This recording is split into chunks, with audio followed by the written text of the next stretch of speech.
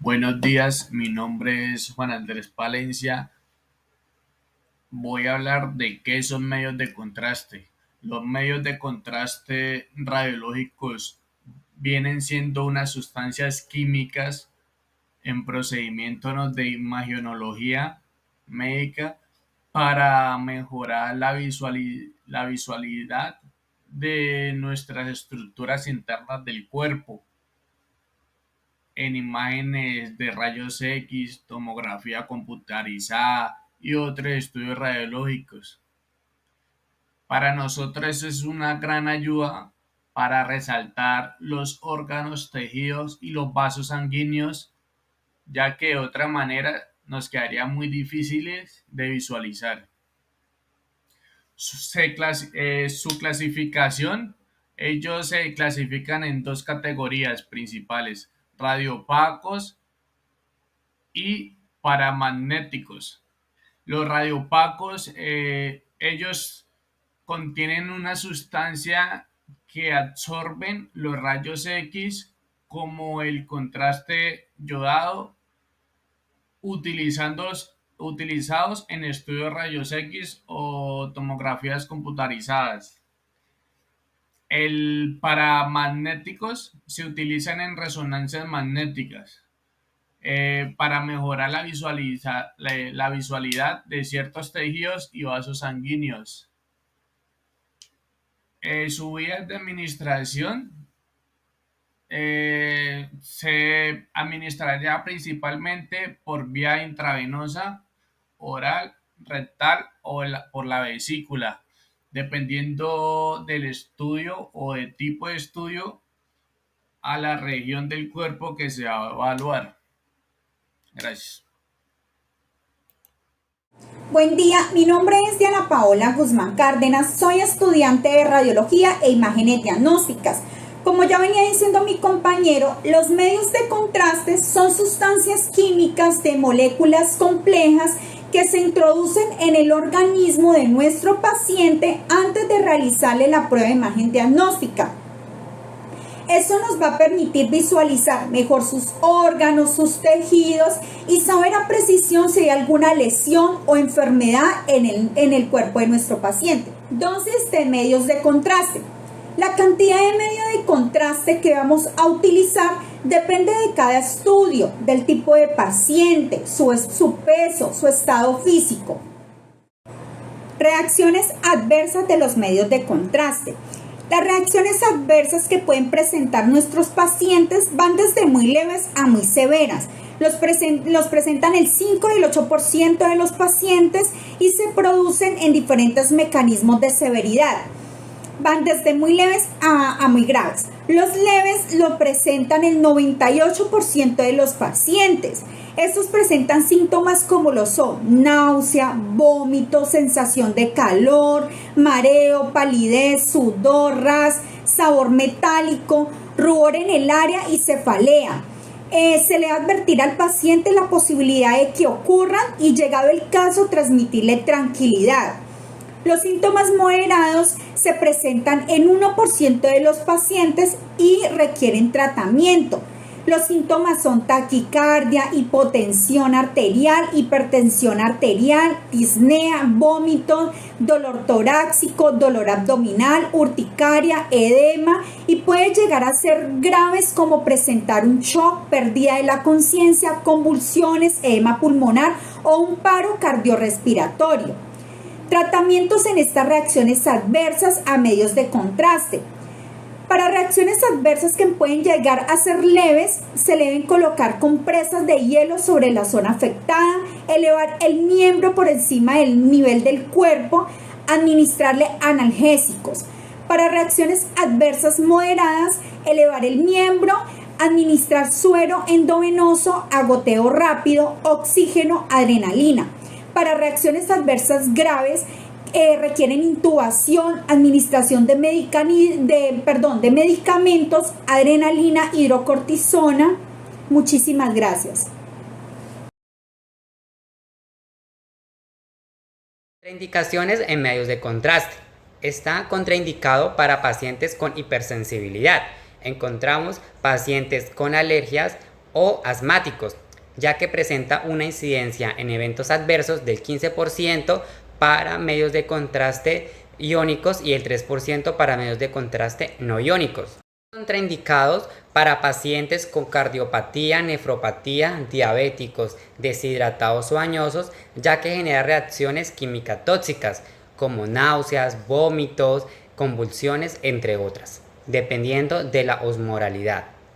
Están contraindicados para pacientes con cardiopatía, nefropatía, hiperglucémicos, pacientes con mielomas múltiples o altos contenidos de medios de contraste, ya que genera nefrotoxicidad, daños o alteración en los riñones. Medios de contraste yodado están contraindicados para pacientes asmáticos, alérgicos, aquellos que consumen medicamentos inhibidores dependiendo de la edad y la osmoralidad, ya que genera eventos adversos. Los medios de contraste de gadolinio están contraindicados para pacientes que han tenido antecedentes alérgicos del mismo. La extravasación es la salida del medio del contraste del vaso que lo contiene, regándose por los tejidos blandos adyacentes. Presenta síntomas como dolor, inflamación, hematomas y úlceras cutáneas. Generalmente se produce por una mala práctica en la punción. Por lo tanto, no se recomienda utilizar bombas inyectoras en los vasos de los dorsos de las manos y los pies. Otros factores que intervienen en la extravasación del medio de contraste es la osmolaridad del medio de contraste, la citotoxicidad, el volumen y la comprensión médica. Consentimiento informado, proceso por el cual se informa detalladamente de manera oral y escrita al paciente los procedimientos a realizar, así como las contraindicaciones, secuelas, riesgos inherentes, entre otros, para que decida y autorice la realización del procedimiento de manera consciente, libre y sin coacción. Tiene 3 puntos importantes. Primero, es un documento legal, es derecho y deber tanto del paciente como el médico tratante. Segundo, debe estar firmado por el paciente o en su defecto el representante legal. Tercero, el paciente se puede negar hasta el último momento la realización del procedimiento, por ende la anulación del consentimiento informado. Saludos tutor y compañeros, mi nombre es Yuri Montañez Rojas, estoy realizando la actividad número 2 del curso de Imagenología Especial de la tarea número 2, que es medio de contrastes y conceptos de enfermería. En esta ocasión les voy a hablar sobre técnicas asepsia. Bueno, la asepsia es un conjunto de prácticas de procedimientos diseñadas para prevenir la contaminación de microorganismos no deseados en el entorno. Por ejemplo, son las medidas que se aplican con el fin de disminuir la contaminación en el personal de la salud. Bueno, en este encontramos asepsia médica, asepsia quirúrgica y asepsia clínica. Es importante que se debe serializar todos los objetos superficie libres de microorganismos. También con el cual desinfectamos con sustancias químicas sobre superficies y equipos. También contamos con antisépticos, que son sustancias químicas que van de la piel y los tejidos. Por ejemplo, el alcohol al 70%, alcohol yodado, agua oxigenada. También es importante las medidas de protección, que son el gorro, tapabocas, guantes estériles, guantes de manejo, uniforme, batas y el lavado de manos. Es importante el momento de la medida de eliminación, la limpieza, la esterilización y el proceso de separación y disposición de residuos hospitalarios. Manejamos hospitalarios.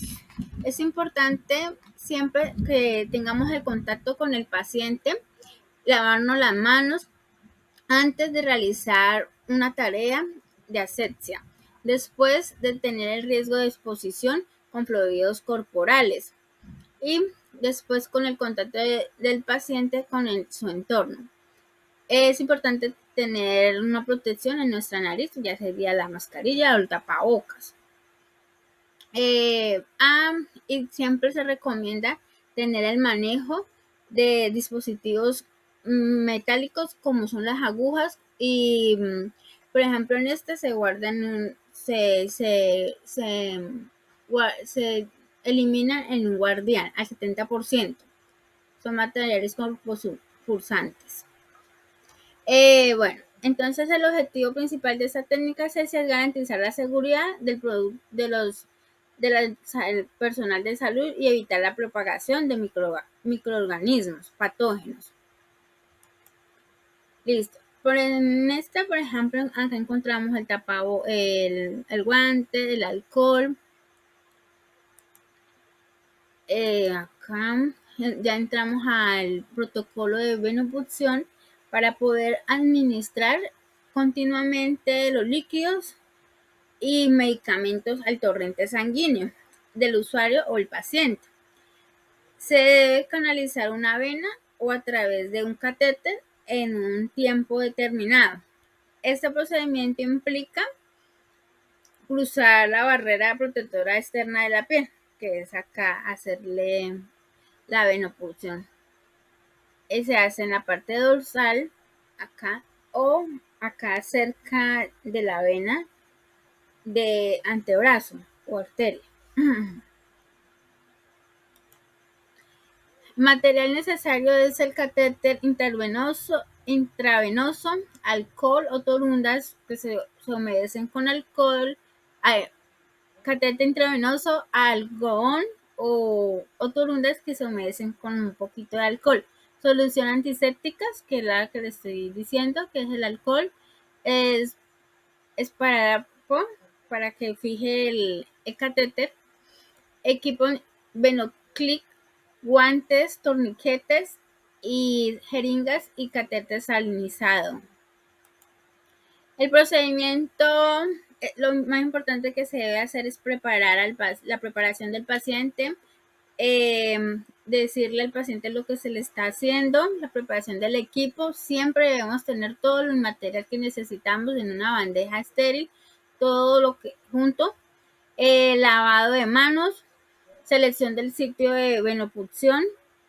Es importante colocárselo, digamos, si el paciente utiliza la mano derecha, pues se le coloca en la mano izquierda para que él no tenga incomodidad cuando vaya a ir al baño o bueno, como siempre maneja mal la mano derecha, no se vaya a lastimar también. Esterilización del sitio, aplicación del torniquete, puntuación de la vena, retiro de la aguja, fijación del catéter, aplicación del apósito y registro del procedimiento. Y el consentimiento informado. Contraindicaciones a la cirugía reciente en el brazo o extremidades donde se realiza la venopunción, alergias conocidas o materiales utilizados,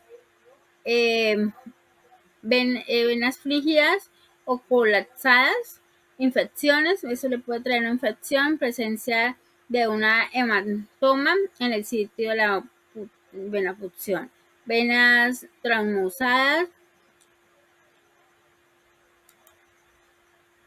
complicaciones, extravasación, que se le reacción alérgica, daños a estructuras, tipos de catéteres o J-Col usados en el procedimiento de radiología. Bueno, encontramos varios. En el procedimiento de radiología se utilizan diferentes tipos de catéter J-Col según el procedimiento que se va a realizar.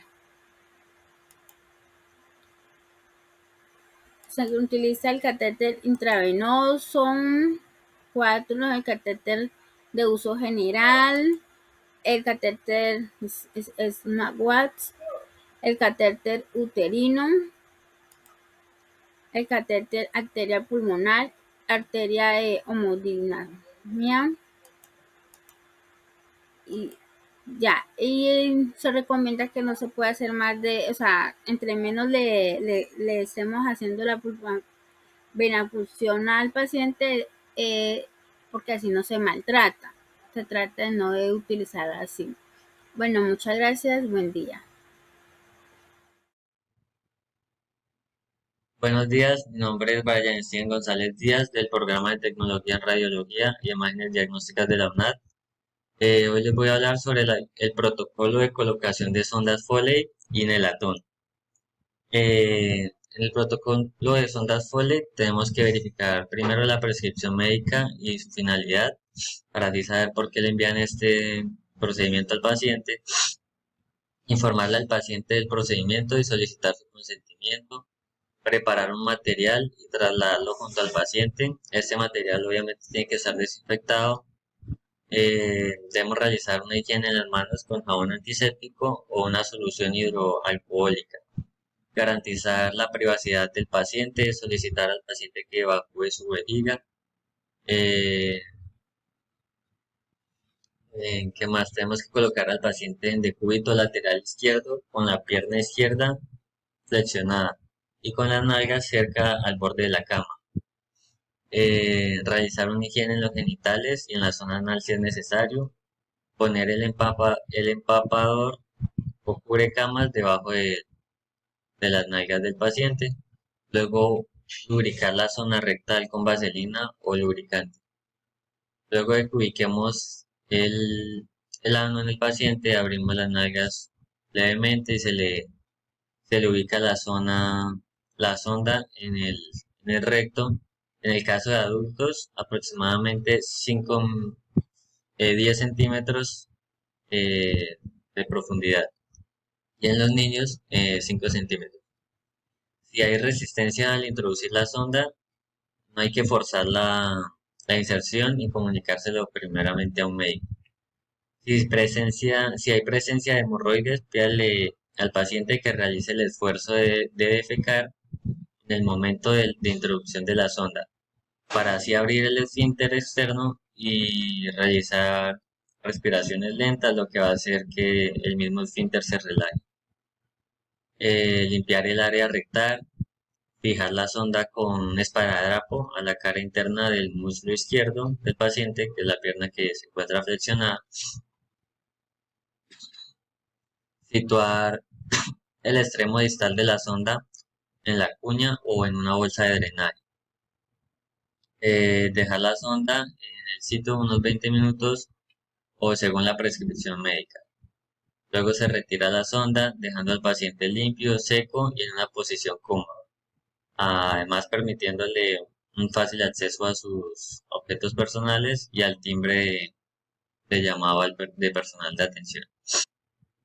Debemos recoger el material y realizarle una desinfección adecuada, retirarnos los guantes y elementos de protección personal para luego realizar una higiene de nuestras manos con un jabón antiséptico o, como ya les había hablado, una solución hidroalcohólica nivel 1. Luego debemos registrar el procedimiento y el resultado obtenido.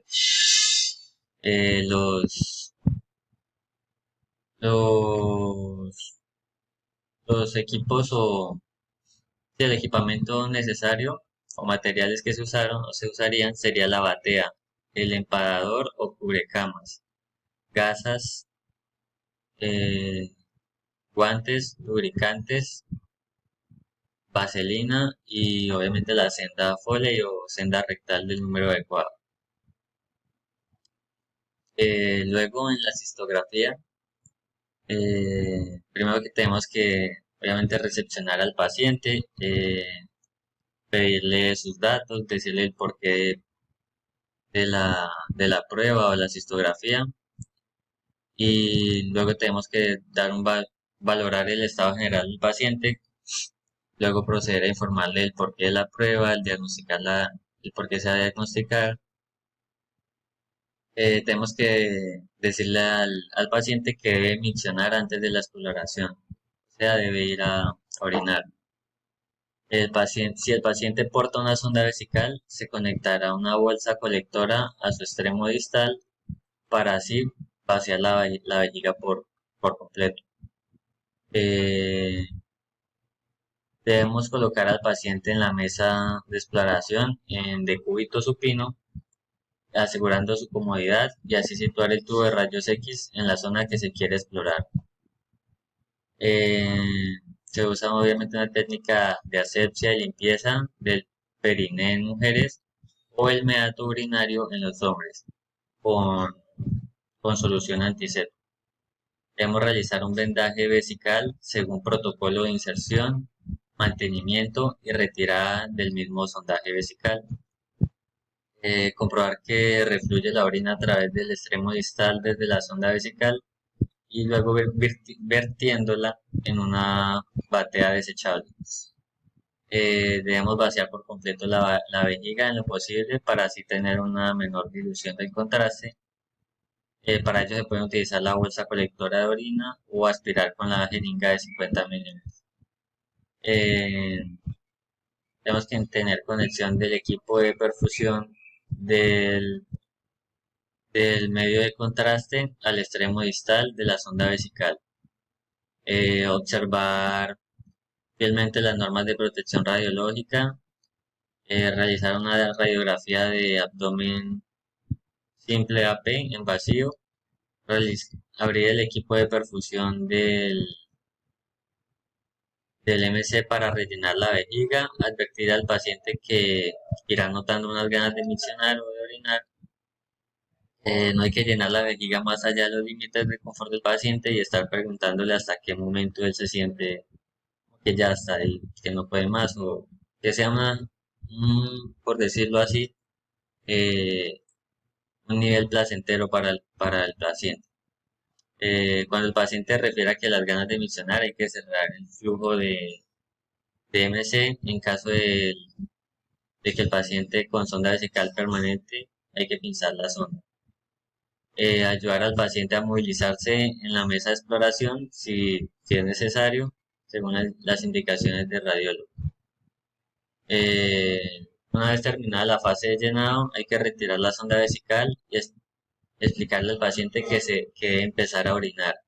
Para ello hay que suministrar una botella o cuña, pues dependiendo del caso hombre, o colocar al paciente en oblicuo, dependiendo si es un hombre, o en decúbito de supino si es una mujer. En el caso de pacientes de sonda vesical, permanente, obviamente. Conectar una bolsa colectora de orina y despinzar la sonda. Luego el radiólogo realizará radiografías centradas en la vejiga en posiciones AP, AP lateral y oblicuas izquierda, derecha y durante la fase de llenado y miccionado.